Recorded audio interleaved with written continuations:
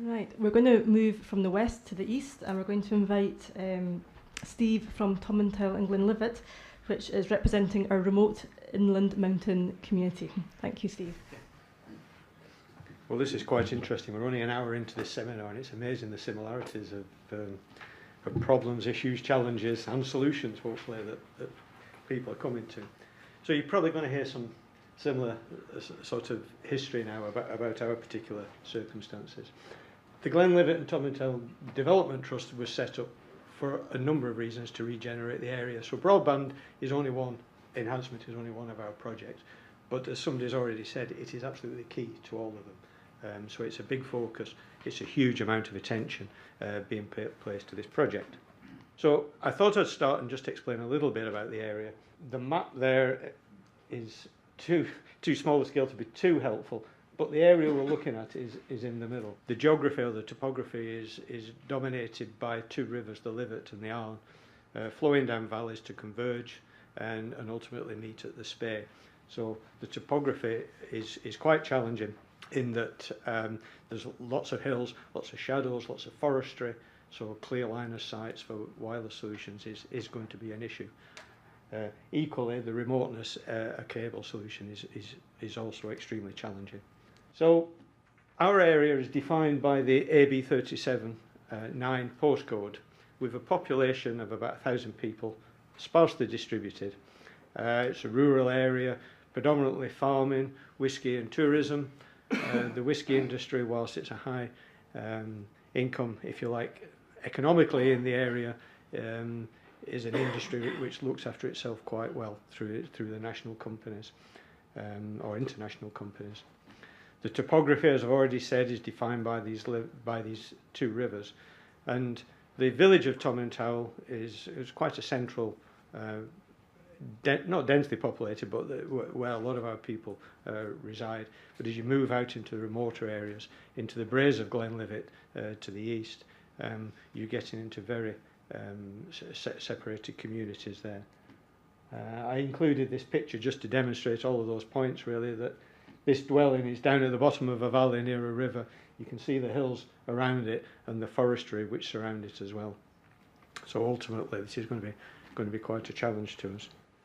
So what about the current situation? Well, when we first started on this project, we found lots of conflicting information when you talk to the people. We had reports of no service, or it was very slow, frequently falling off. We got people talking of poor download speeds.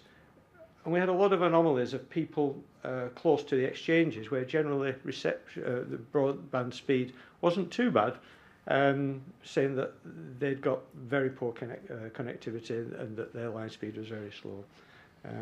Perhaps come to that a little bit later on, but we did find that a number of issues were related to people's personal circumstances at their properties, their internal wiring, etc., rather than the actual service.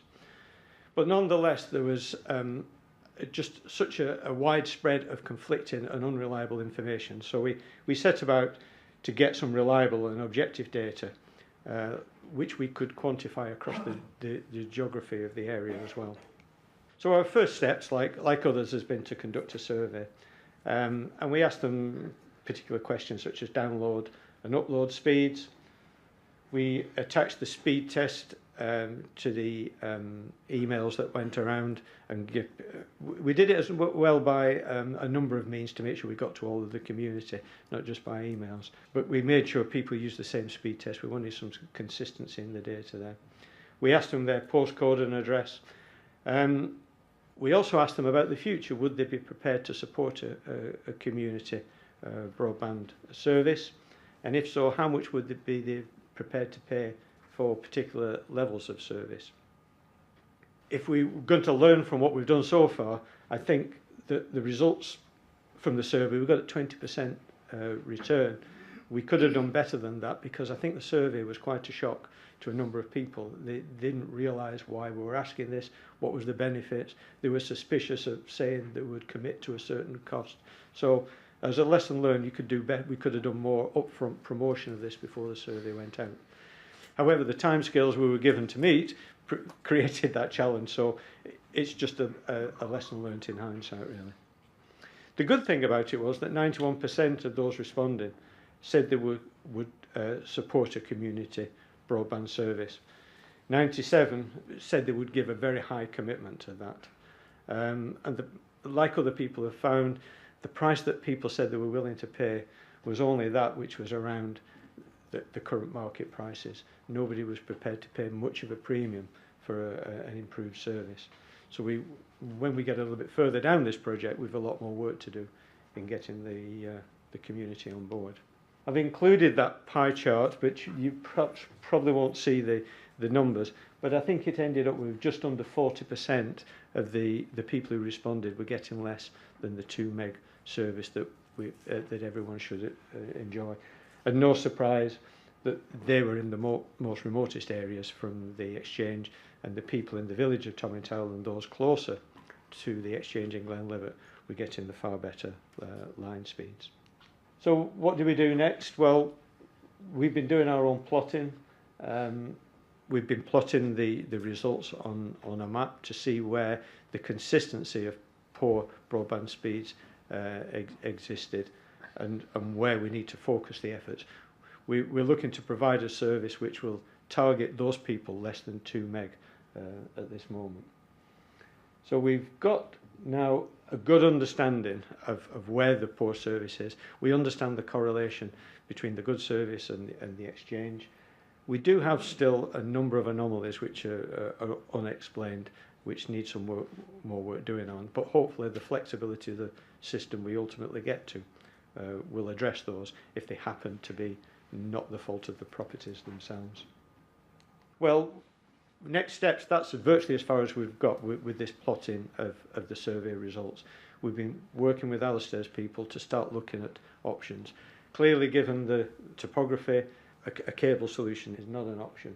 But what we do want to do is make sure that whatever system we put in there is flexible for the future. We don't know what fibre provision is going to come by our way, so can the system we put in take advantage of that in the future? We will base the scheme around the current exchange.